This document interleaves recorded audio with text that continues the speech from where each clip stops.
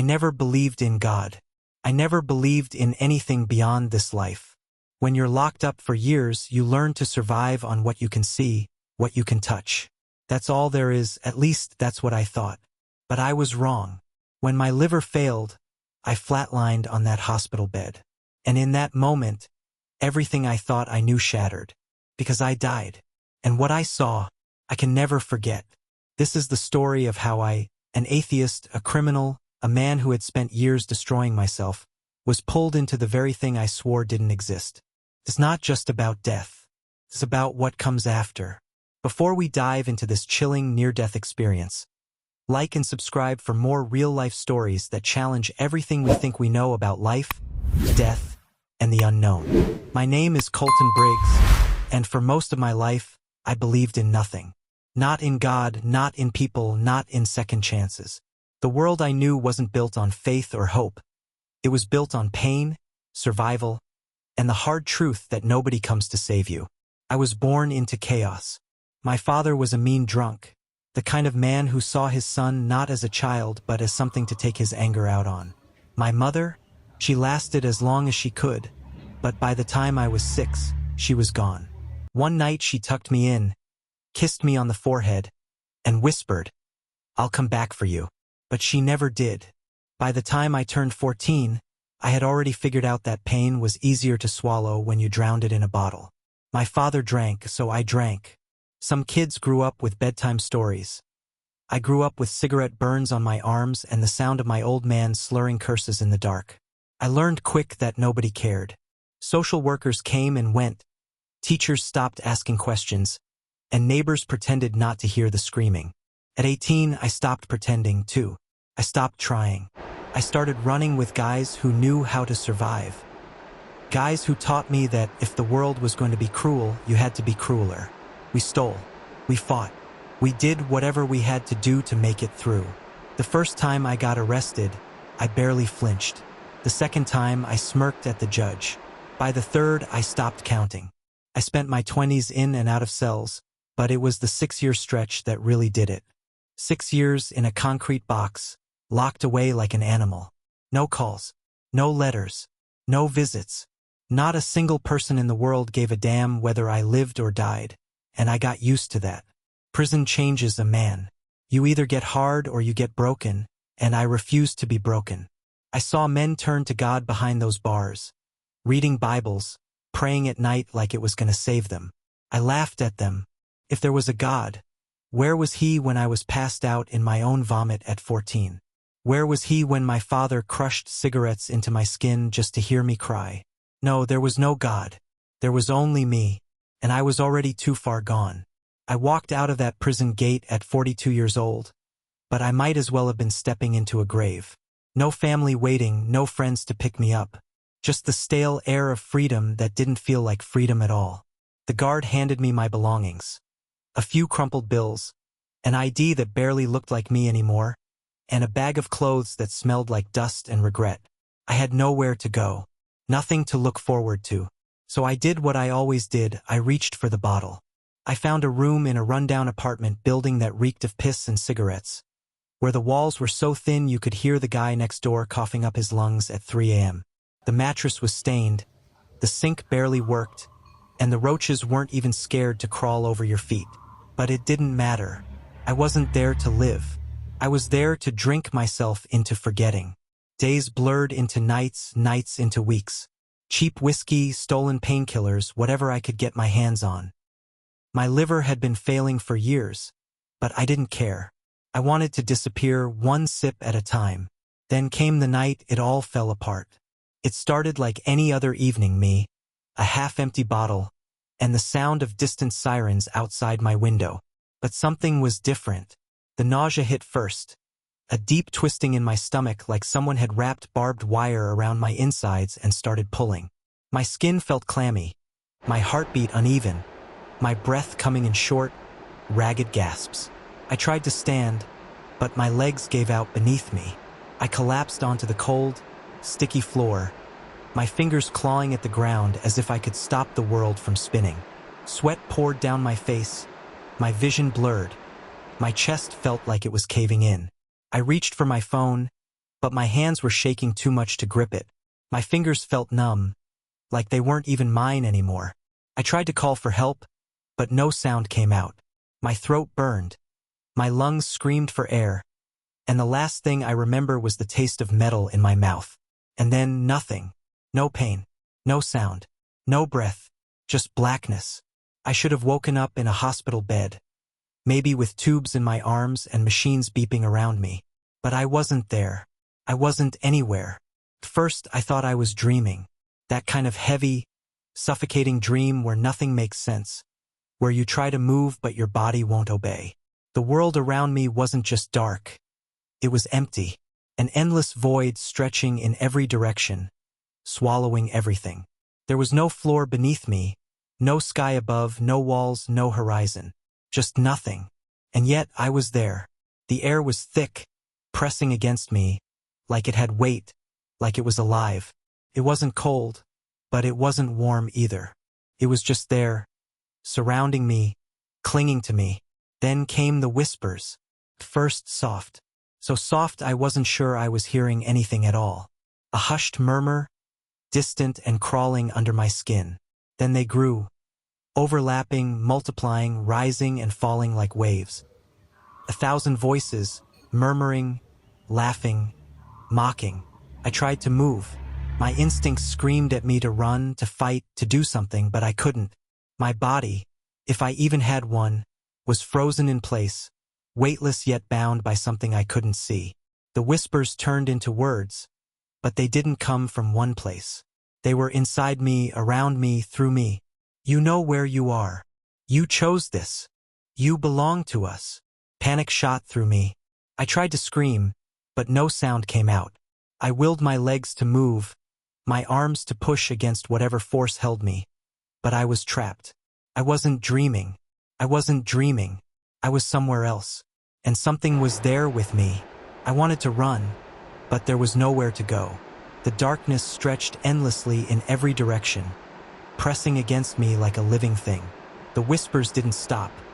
They grew, slithering into my mind like smoke, wrapping around every thought I had, twisting them. Then I saw it. A light, if you could even call it that. It flickered in the distance, weak and erratic, shifting and writhing like fire trapped in water. It wasn't warm. It wasn't comforting. Pulsed like it was alive, like it was watching me. And then they came. At first, they were just shadows, rippling through the void, moving in ways that weren't natural. Their forms twisted as they stepped closer, like reflections in broken glass, their edges shifting, stretching, distorting. Then, as they neared, I saw their faces, if you could even call them faces. Hollow, empty, wrong. Their skin hung loose, sagging, stretched in places where it shouldn't be. Their eyes sunken, black pits that seemed to swallow the dim light around them. Their mouths opened and closed, but no sound came. I could feel them looking at me, not just at my body, if I even had one, but into me. I wasn't alone. And somehow I knew these things knew me. They knew everything. Every crime. Every lie. Every time I laughed at the idea of God. Every moment I had mocked people for their faith. Every time I had turned my back on kindness, on love, on mercy. It was all laid bare before them, like an open book, a life written in filth and regret. One of them stepped forward, its head tilting in that unnatural way, its eyes boring into me. It didn't speak, not with its mouth. Its voice bloomed inside my head, seeping into my skull like oil. You belong to us. The moment the words filled me, the others surged forward, their arms reaching, their fingers twisting, clawing, pulling me down. I tried to fight, to move, to scream, but there was nothing I could do. I was being dragged into the abyss. I tried to scream, but I had no voice. I tried to move, but there was no escape. The darkness wasn't just around me anymore. It was inside me, creeping into my skin, slithering through my veins like poison. I could feel it, feeding on me, becoming me. The whispers had turned into screams, overlapping, deafening, drowning out every thought except one. I was never getting out. Then, I felt it. A force, unseen but undeniable, pulling me down. Not like gravity, not like sinking in water. This was something else. Something worse. I was being dragged deeper into the abyss. Panic exploded inside me. I fought, I struggled, but it was useless. There was nothing to grab onto, nothing to stop me. The more I resisted, the stronger the pull became, like the abyss itself was hungry. And then, the thought hit me like a hammer to the skull, cold, absolute, final. This is real. This is forever. All my life, I had mocked people who believed in heaven and hell. I had laughed in their faces, told them they were wasting their time chasing fairy tales. I had spat on faith and built my life on the idea that there was nothing waiting for us after death. But I was here, and I knew, with a certainty deeper than anything I had ever felt, that this was hell. Then shall he say also unto them on the left hand, Depart from me, ye cursed, into everlasting fire, prepared for the devil and his angels. Matthew 25 verse 41. The words thundered through my mind, echoing, pressing against me like a judgment that had already been passed. I had spent my whole life running from God, and now I had run straight into hell. Just as the darkness was about to swallow me, something changed. A new light appeared. Not like the flickering, twisted flames of the abyss, but something else, something pure. It didn't just shine. It pierced through the blackness, cutting through the suffocating void like a blade. For the first time since I had arrived in that place, the whispers stopped. The figures around me, those things that had been pulling me down, shrieked. It wasn't a human sound. It was something guttural, hateful, like animals cornered by a fire too powerful to fight. They twisted, recoiling, their forms warping as they tried to escape the light. And then, I felt it. A hand, strong, unshakable, gripping me. I didn't know where it came from, but the moment it touched me, the pull of the abyss broke. The weight, the suffocating horror that had been dragging me down snapped like a chain being torn apart. I was being pulled back. I tried to see who it was, but the light was too intense. I could barely make out a form, a presence, something far greater than anything I had ever known. And then I heard the voice. You are not done yet. It wasn't just a sound. It was power, authority, a voice that could shake mountains but spoke with the gentleness of a whisper. The moment I heard it, I knew I was not alone. And then everything shattered. The light shines in the darkness, and the darkness has not overcome it. John 1 verse 5. The abyss was gone. The darkness had lost. I woke up with a sound I had never heard before. My own desperate gasp for air. It felt like breaking through the surface after drowning. My lungs burning. My chest heaving as if I had just been dragged from the depths of the ocean. My body convulsed, my vision blurred, and for a moment, I didn't know where I was. Then, the sounds crashed into me all at once. Machines beeping wildly, voices shouting orders, a nurse gripping my wrist, checking my pulse, another pressing an oxygen mask to my face. Bright hospital lights seared into my eyes, so harsh, so real that they sent waves of pain through my skull. I wasn't dead. I had been dead. For minutes. That's what they told me. For minutes with no pulse. For minutes where, by all logic, I shouldn't have come back. I tried to speak, but my throat was raw, like I had been screaming for hours. Maybe I had. My body felt wrecked, like I had been hit by a truck and left to rot in the sun. Every muscle ached. My skin felt clammy. My chest heavy like something was still sitting on top of me. But none of that compared to what was happening inside my mind. Because I was still there. Even as I lay in that hospital bed, surrounded by machines and doctors and the undeniable proof that I was alive, part of me was still trapped in that place. The abyss, the darkness, the horror of what I had seen. A doctor leaned over me, his voice low, measured. Mr. Briggs, your liver has completely failed. If you don't make drastic changes, you don't have much time left. I barely heard him, because the worst part wasn't the pain. It wasn't the diagnosis. It was knowing what waited for me if I didn't. For what shall it profit a man, if he shall gain the whole world, and lose his own soul? Mark 8 verse 36. For the first time in my life, I prayed. Not because someone told me to, Not because I thought it would make me a better person. I prayed because I knew God was real, hell was real, and I wasn't ready to go back. Lying in that hospital bed, my body weak, my mind still haunted by the abyss, I did the one thing I had spent my whole life refusing to do. I opened my mouth, and with a voice that barely sounded like my own, I whispered, "God, help me." There was no thunder from the sky, no angel appearing at my bedside, no dramatic moment of divine revelation, just a stillness inside me that hadn't been there before. A quiet, trembling hope. I didn't know where to begin. I had spent years rejecting the very idea of faith. But I knew one thing: I couldn't keep living the way I had been. Because if I died again, I knew where I would go. So I started making changes. Real changes.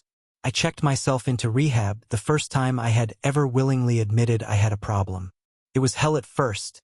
Detoxing, shaking, sweating, fighting my own demons, but I made it through. One day at a time. I cut out every toxic part of my life. The drinking, the drugs, the people who had kept me drowning. It wasn't easy. It was war. And then I picked up a Bible. At first, I didn't understand half of what I was reading. But I kept turning the pages, desperate to understand who had saved me that night, who had reached into the pit and pulled me out. And then, I realized something. God hadn't abandoned me. I had abandoned him. For years, I had cursed him, mocked him, denied him. And yet, when I was at my lowest, when I was being dragged into the very place I had spent my life pretending didn't exist, he had reached for me anyway. But God demonstrates his own love toward us, in that while we were still sinners, Christ died for us. Romans 5 verse 8, I had spent my whole life running from him. But he had never stopped chasing after me. I spent most of my life believing in nothing, and I almost paid the price for it. I thought I had all the time in the world. I thought death was just the end. A switch that flipped, a blackout with no after. But I was wrong. So wrong. Because death isn't the end. I know that now. God gave me a second chance. A chance I didn't deserve. A chance I wouldn't have given myself. He pulled me back when I had no reason to be saved. He showed me the truth, and that truth changed everything. I don't share this story to scare you. I share it because I know there are people out there like me. People who think they've got time, people who believe none of this matters, people who are heading down the same road I was on. You don't have time. One day you will take your last breath. One day you will find yourself standing at the edge of eternity. And when that moment comes, where will you be? If this story made you think, if it challenged what you believe about life, death, and what comes after, like and subscribe for more real-life encounters with the unknown. And if you've ever had an experience like this, drop a comment below. I want to hear your story.